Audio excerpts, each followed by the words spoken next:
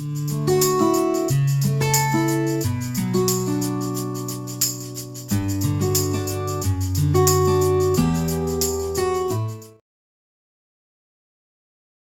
good morning.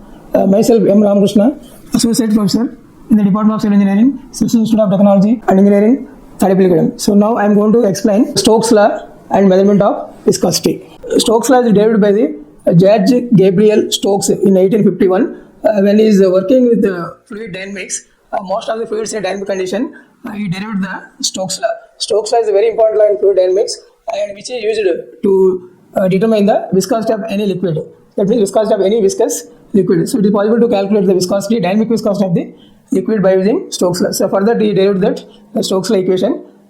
And Stokes Law generally we are using this will is defined by a spherical ball considering. So whenever a spherical ball is released into a liquid, so whose viscosity to be tested, then the drag force acting on the spherical ball is directly proportional to the velocity, radius of the sphere and viscosity of the liquid. So that means here the drag force is also known as retarding force. So Stokes Law is derived the viscosity of the liquid by balancing the drag force, weight of the liquid and buoyant force. All the three forces he balanced. The weight of liquid is due to gravitational force only. That means he considered the balance of the three forces. So weight of liquid plus buoyant force must be equal to the drag force. So that means drag force and weight of the liquid, he considered the drag force and buoyant force equal to the weight of the liquid. So by doing so, he derived one equation for the Stokes Law. So that is the drag force is given by the drag force Fd. Drag force are also called as viscous force. So he is given the relation Fd is equal to 3 pi mu Vd. 3 pi mu Vd. So this is the drag force expressed by the sphere when it is dropped from the top to bottom. So this is the equation given to calculate the drag force from the Stokes Law. So 3 pi mu Vd. So where mu is the dynamic viscosity of the fluid. So this is the drag force. Fd is 3 pi mu Vd. So where mu is the dynamic viscosity and V is the average velocity or terminal velocity of the sphere falling. Then D is the diameter of the sphere. So by using this drag force, so he derived finally the viscosity of the liquid to be tested by obtaining some formula. So now we are going to obtain, we are going to measure the viscosity of the fluid. And first we are going to explain what is the equation to calculate the viscosity by using Stokes Law, and then we will see the experimental procedure. So he obtained the viscosity of the liquid expression by using his Stokes Law, that is the drag force, buoyant force and then gravitational force. So that gravitational force in the sense the weight of the sphere acting so downward direction. See the diagram here, the weight of the sphere acting downward direction, the buoyant force because of this weight acting upward direction, and the drag force or viscous drag force which is acting due to the fluid in the upward direction. So what is done for the same sphere, he is equating sum of the drag force and buoyant force to weight of the liquid. So thereby simplifying to get the dynamic viscosity of the liquid. We will see here first. So the drag force already we know this Fd. So 3 pi. Already we know that from the Stokes Law the drag force is given 3 pi mu Vd. So V is the diameter of the sphere.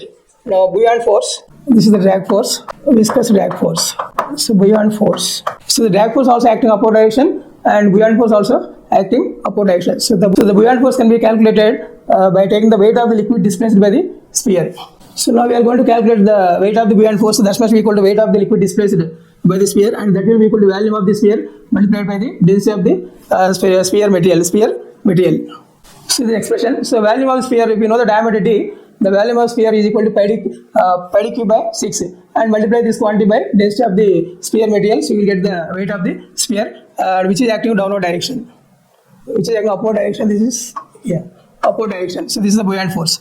Similarly, now we are going to write the expression for the weight of the liquid, weight of the sphere. A small correction. Actually, here the buoyant force is given. The buoyant force is equal to weight of the liquid displaced. So that we will volume of the density of volume of the sphere and density of the liquid. So that is pi d cube by 6 multiplied by rho f. So rho f is the density of the liquid. Now we are going to give the expression for the weight of the liquid.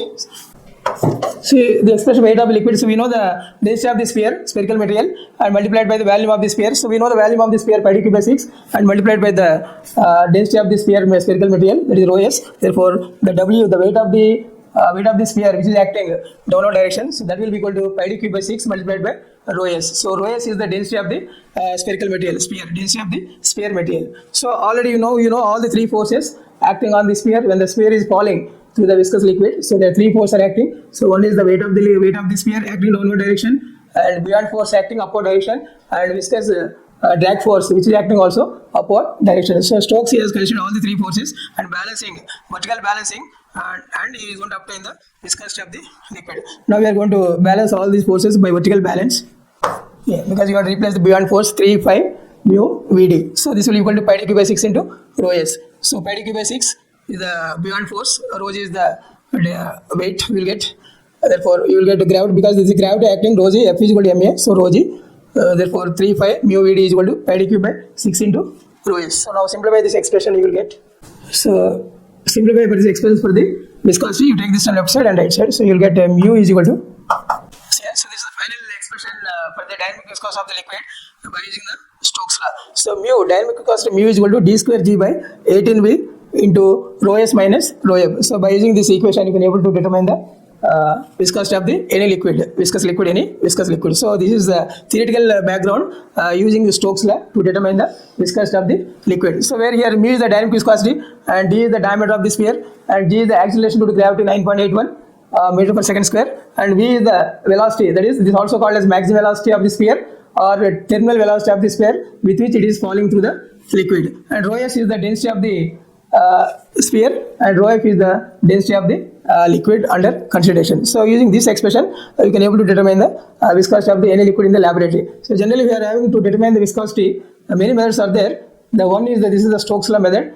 The first one we are having Agent-Poisson equation also you can use to measure the viscosity of the liquid. Rotating cylinder method also you can use. Capillary tube method you can use. Capillary tube method, there are two instruments we are using. One is Seibold viscometer and another one is the Redwood viscometer. Similarly, one more method, FLX viscometers also can be used to calculate to determine the viscosity of the liquid in the laboratory. But the famous method, that is determine the viscosity, the famous method is the Stokes law. So this explains how to measure the viscosity of the liquid by using Stokes law. So this is a background theory, how we are getting the equation for the dynamic viscosity. So we have seen here. Now we will see the experimental process or experimental procedure, how to determine the viscosity of the liquid in the laboratory. So now we will explain the experimental procedure. So already the diagram you have seen here. So experimental procedure, what we will do, mainly here in the laboratory, we are going to determine the one parameter, unknown parameter, that is terminal velocity of the sphere. We are going to determine. So once you determine the terminal velocity of the sphere, so it is possible to determine calculate or determine the dynamic viscosity of the liquid. So dynamic viscosity may be expressed in Newton second per meter square or maybe poise. So you can poise is a small unit, but Newton second per meter square is somewhat higher unit. And this experiment, this Stokes law is valid very low Reynolds numbers. That means when Reynolds number rho v by mu is equal to 0.1 or less than 0.1. So in those cases, this experiment is valid. The Stokes law is valid. So now we will see that how to apply this formula in laboratory to calculate or to determine the viscosity of the liquid. So what you have to do in the laboratory first step, first you consider a vertical transparent tank which is filled with the liquid to be tested. That means for which we are going to determine the viscosity. So then another transparent tank surrounded by the first vertical tank will be considered and which is filled with the water. So why it is required water means another tank, because to maintain the temperature of the liquid to be tested, a constant temperature, that is the room temperature, to maintain the room temperature, and because we know that we are providing another vertical transparent tank surrounding the first original tank. So because we know that the temperature increases, viscosity will be increased. So there is a abundant variation of the viscosity takes place with respect to temperature. So that means so any liquid I want to measure the viscosity. So that means you have to consider the liquid at room temperature. And for that reason only, so we are taking two tanks.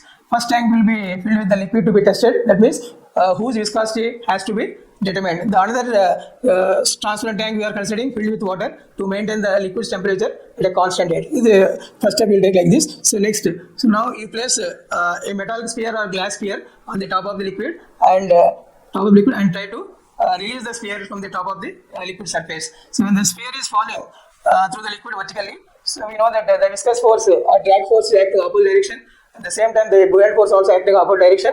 The sphere is falling through the liquid in the downward direction by means of gravitational force. Once the sphere has attained the constant velocity, then you measure what is the time taken to travel the sphere between two fixed points in t seconds. And by noting that time taken, so you can able to determine the velocity of the sphere. So that velocity is also called as terminal velocity of the sphere. So once you know the terminal velocity of the sphere, then employing or adapting this equation, what is given just now from the Stokes law, to determine the viscosity mu is equal to d square g by 18v into rho s minus rho f. Using that equation, so put the value of velocity which we have calculated from the experimental method in the laboratory, and you can able to determine the viscosity of the given liquid.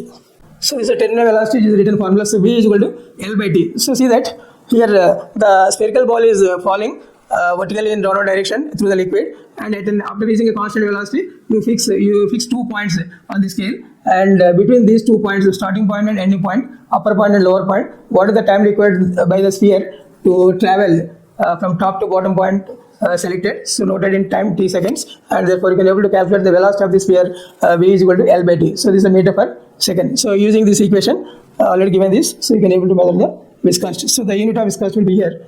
Yes, here this unit, generally laboratory we are getting the unit of viscosity directly, Newton second per meter square. Suppose I want to convert that value, is a very small value, and convert into poise, so multiply that value by 10. So what are the value got from the laboratory experiment, viscosity dynamic viscosity, that can be calculated, converted into poise by multiplying 10. So if you multiply 10, you will get the poise. So one poise like this. Okay, so you will get poise. So for example, you got viscosity 0.1 Newton second per meter square. How many poises? So 10 poises. So 10 poises. So like that you can able to complete the experiment in the laboratory to determine the viscosity of any liquid. So this experiment is very important, and this is valid only for Reynolds number 0.1. So there is very low velocity, because the velocity is very low. So Reynolds number also so very low. So the Stokes law is valid for Reynolds numbers 0.1 or less than 0.1. So applying this Stokes law, you can able to calculate viscosity of the liquid. So this method is also known as falling sphere method.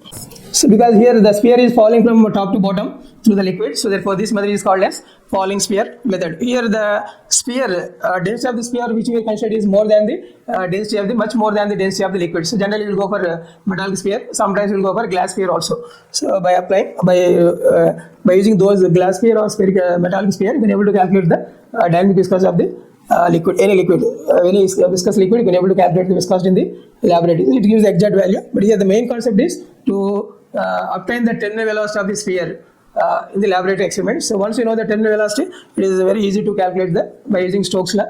What is the formula for viscosity? Applying that formula, you can able to calculate the viscosity of the liquid. So thank you.